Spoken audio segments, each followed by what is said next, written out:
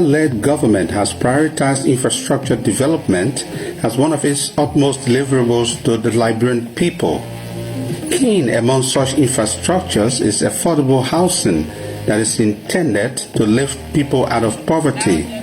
As the Liberia Agency for Community Empowerment LRTN continues to construct proper housing for impoverished community dwellers, the National Housing Authority, the NHA, has been engaging investors to erect housing for the people since the ownership of over 2,000 houses that previous governments built have been transferred to the inhabitants. For the National Housing Authority, previously it has been, I think, 7 decades. Since its inception, they built only 2,180 houses, all of the estates combined together. So President Weah sent me here in June of 2019. And in 2019, in 6 months from June to December, we had signed into contract 96,000 houses. The commitment of 96,000 houses is at the value $996 million US. That's a pretty good number. The Weah government has signed into contract 96,000 houses. The first 1,000 of the 96,000 houses is being constructed right now. The company, Millennium Construction Incorporated, is constructing 100 of the 1,000 houses in the John Coat town in Margibi County along the Rabosfield Highway, while another 100 is being erected at Ben Town in Marshall. And these are middle-income housing projects underway. We are building middle-income housing. Reason being is that for you to build free housing, you must have money. And we don't have money, but at the same time, too, Liberia by 2030, Liberia is supposed to build 512,000 houses at a build rate of 39,000 houses per year. So we are in 2020. So obviously, how do we do that? We have to find land for the investors, and then the investors bring the money. So it's a joint venture. Now, this is the side when we have a policy that if the investors sign with us, they must pay us 10%. We'll give them the land, but the land goes to the buyer of the home, not the investor. So it works for us. The only downside to it is that some of the money or most of the money will go to the investor.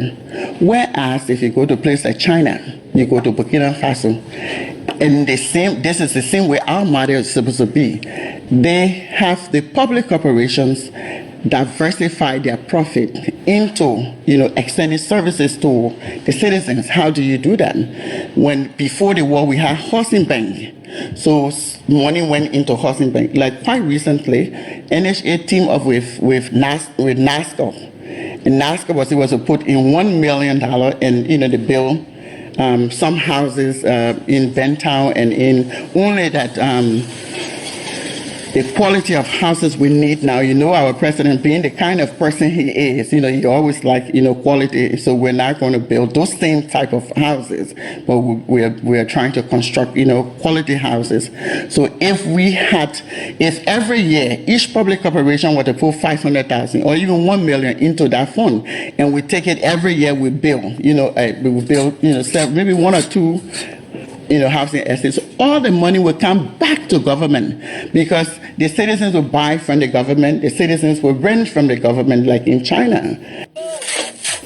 The project is also creating jobs as the workforce was drawn from the local community.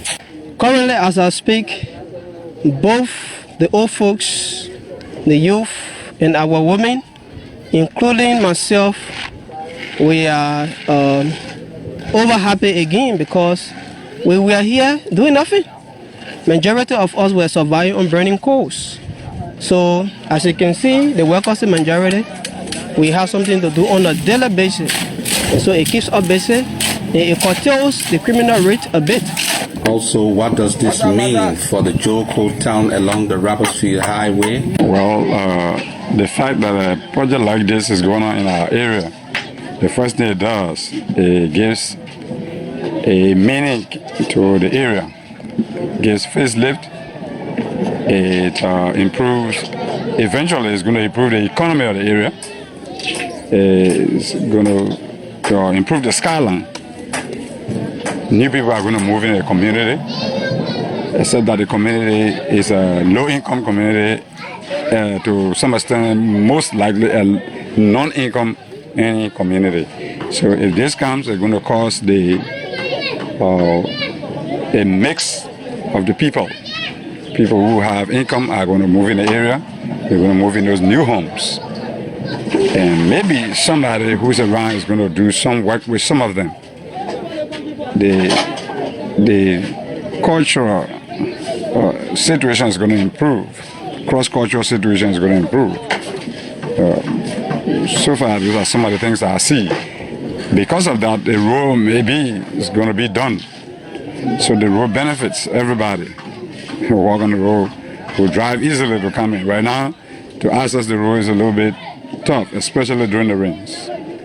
So we're hoping that by the time the estate is done, when they complete it and who moves in is moving in, it's going to be a little development for the area. Reverend Nah also called for the construction of proper housing for the community dwellers. We would like to say thanks to the government for doing that, except that it may not benefit a certain people, quote-unquote pro-poor people who are here, except that they can help us. Considering the nature of the houses, the mortgage that's to be paid, everybody here can pay that mortgage. So if they could revisit the structure of the place, try to move these trash that we get living in here, try to change them to better houses like this, make them smaller, so that people who have low income, somebody's a teacher, most people here are teachers, who live here, they are teachers, they are able to, from their salary, maybe pay a little mortgage of at least, or at most $25, $30 a month, you know. So when these structures are improved like this, then on the whole, it makes everybody will be happy. But besides, we still have to say thanks because it improves all of us lives.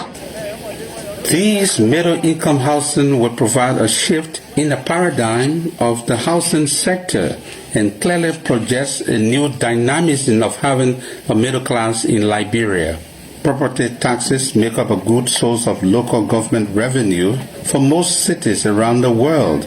As the housing is being constructed, there are Liberians, mostly in the private sector, that have already started the payment of mortgage for said housing, which is an indication that the growth of a vibrant middle class in Liberia is already underway.